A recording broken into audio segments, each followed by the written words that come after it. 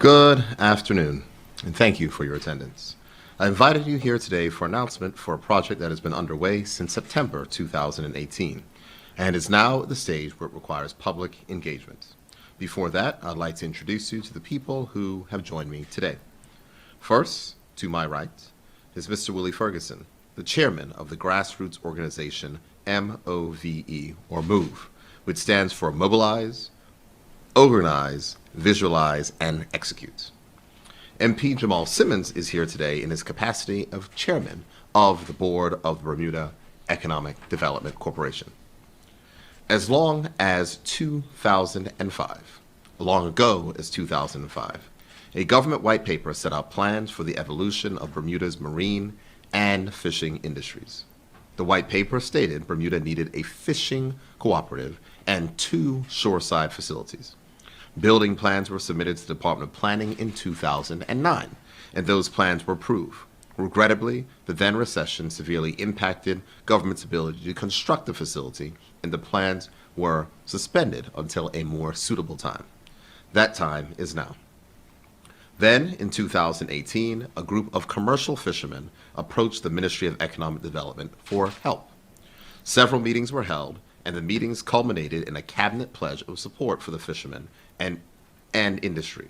After that, the fishermen approached MOVE. I will not preempt Mr. Ferguson's remarks, but I will say that MOVE is the kind of organization with whom the government is proud to partner. We wanted to help the group of fishermen, and MOVE provided them with formality and structure. MOVE also formulated an ambitious plan that the fishermen adopted, and it rests on the blueprint that was in the 2005 white paper. Fish is a Bermudian staple food. Regrettably, although we live on an island and are surrounded by healthy, crystal clear waters, it is not always easy to purchase local fish, creating an odd circumstance where fishermen sell out of their product so cannot satisfy the entire demand. Most customers rely on a hookup to find local fish on any given day. At the same time, over 300 families and homes rely on a fisherman's income. And given the uncertainty of weather, gear, and fish, if fishermen are not fishing, they are not earning. If they are not earning, they cannot meet their financial obligations. And if a fisherman's boat needs expensive repairs, their ability to fund those repairs from their earnings and then return to fishing can be rather challenging. It is for those reasons that I'm proud to state that when we released the 2020-2021 national budget, the government allocated $1.5 million to establish a fishing cooperative and a shoreside facility. Bermudians may remember that on the 2nd of September, the finance minister spoke to the media in this very room about the capital projects that were earmarked for development and which funding had been moved up to the current budget year. The fishing cooperative and shoreside facility were included, and therefore the entire $1.5 million is allocated for movement this fiscal year. Mr. Ferguson will now speak about MOVE and its efforts to assist the fishermen. After he is finished, MP Jamal Simmons will then provide an overview, and I will wrap up. Mr. Ferguson. Thank you, Premier, and good afternoon. As the Premier stated, I am the chair of MOVE, Mobilize, Organize, Visualize, and Execute, a grassroots organization formed in 2015 that raises issues, people, and movements that preserve, support, or promote Bermudians and our way of life. When we were approached by fishermen who asked us for assistance, MOVE readily accepted the request and immersed ourselves in the industry. We created a Fisheries Committee. Our members fished, worked on boats, surveyed fishermen, met with ministers, and found every government document that we could about Bermuda's fishing industry. We created a 50-question survey for fishermen to determine the size of their boat, which fishing gear they used, the frequency of fishing, crew, venue from where they sold, expenses of fishing trips, and of course, their interest in evolving the industry. In addition, we worked on boats, read papers, and data from the United Nations Food and Agriculture Organization, and spoke with the founder of the Fishermen's Association of Bermuda. Our experience showed us that while the government is supportive of commercial fishermen, fishermen face other threats. Some of those are foreign, long-line fishing vessels in Bermuda's waters, the lack of access to funding to repair boats to get them back overboard, and the impact of illegal, undersized fishing. Market-wise, we found that it can be difficult for residents to get local fish when wanted because fishermen sell their entire catch, normally within hours of offering it for sale. The amount of imported fish that is sold in Bermuda tells us that part of the solution is needing more fish. The other part is needing more strategy and unity to satisfy the national demand for fish. All of the data and experience was then compiled and analyzed, and in 2018, we approached the minister with our findings that led us to believe that a fishing cooperative was the most effective method to increase the annual catch and economically empower fishermen. We had a very fruitful meeting with the minister and the technical officer who came by several move meetings throughout 2019 to talk about and to listen to members and fishermen. It is for these reasons, and as a result of that, due diligence and other work, that in the fourth quarter of 2019, we created a timeline to establish the Bermuda Triangle Fishing Corporation. The cooperative will be running a pilot program to test assumptions and to establish the practices and processes that the full cooperative intends to execute. We have also created incentives for members, and we will also assess them according to results of the pilot program. We are excited to be advancing the project, and over the next weeks, we will be making further announcements and holding a public meeting for interested persons to learn more about this innovative and development for our fishermen. Thank you for your time. Thank you, Mr. Ferguson. Now, Chairman Jamal Simmons. Thank you, Premier. Very early in our administration in 2017, I had a group of fishermen approach me. And during the course of the meeting, it became very clear that as a industry, they were fragmented and they were not operating in unison. And when we met, I encouraged them to look at the models of other industries where they organize their needs and their desires and operate as one.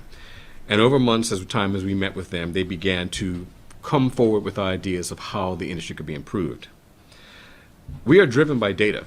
So the technical officers in the ministry at the time undertook research and provided me with data that showed the state of the industry.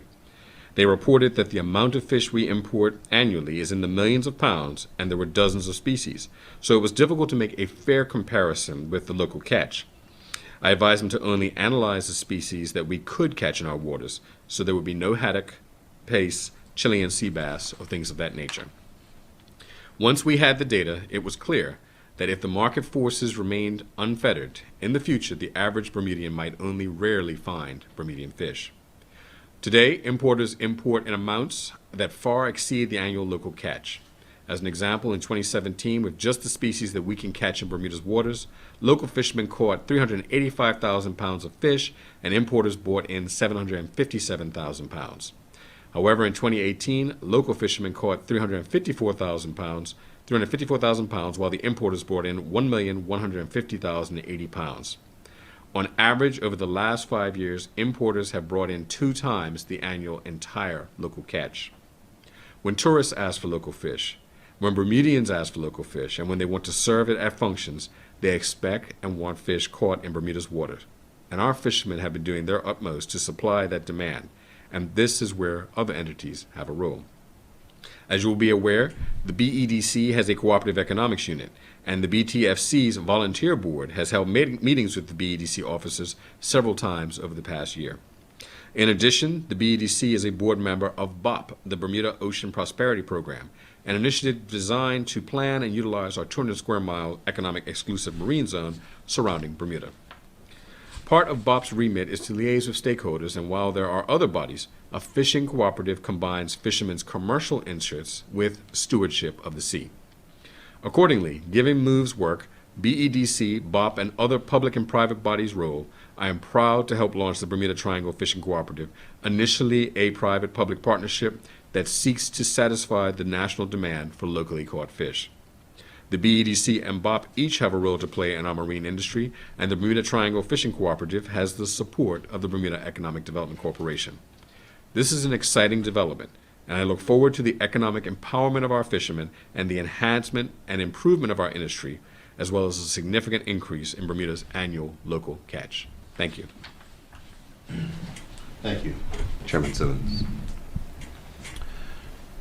The time is right to launch this facility. Why? The current situation with the amount of imported fish, which was just highlighted by Chairman Simmons. Second, the need for increased stewardship of our ocean and ocean resources. And third, the need to stimulate our economy with capital projects that put Bermudians back to work and provide a better future for Bermudians. As I close this announcement, I was told a story that piqued my interest.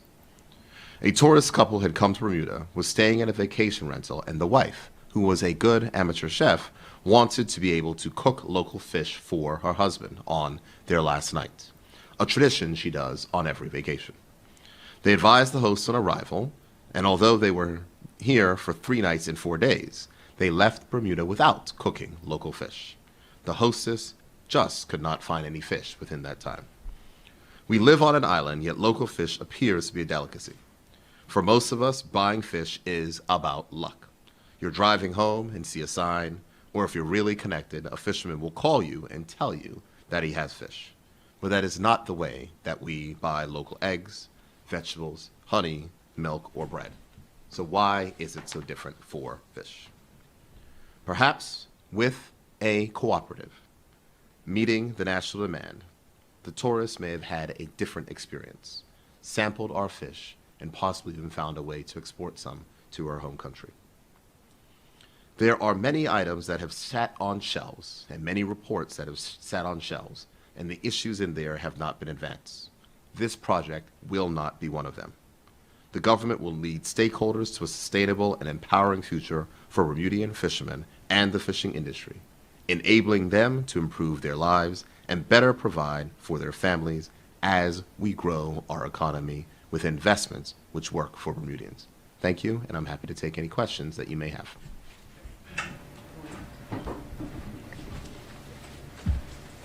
Good afternoon. Owen Johnson Barnes with the Royal Gazette. First of all, for people who might not be aware of exactly what a co-op is, can you explain a little bit about the structure and how it's going to benefit fishermen and get more fish on the Bermuda's plates? Jamal or Willie?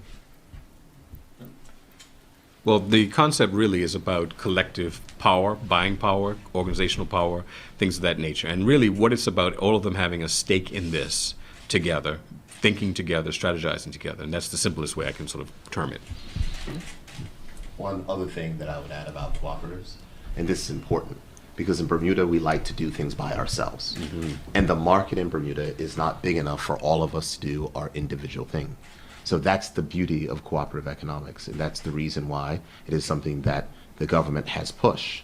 So the example which I give is that people can come to BDC and we could give 5 persons $20,000 to buy their individual shirt printers, or we could spend $50,000 to buy a really big and good shirt printer that all those 5 persons can use and be more effective, etc. That's the same thing when we're talking about a shoreside facility. There could be numerous ones, or we could find a way to work together to put our resources into one place, which can serve a lot of persons and can make everyone more efficient.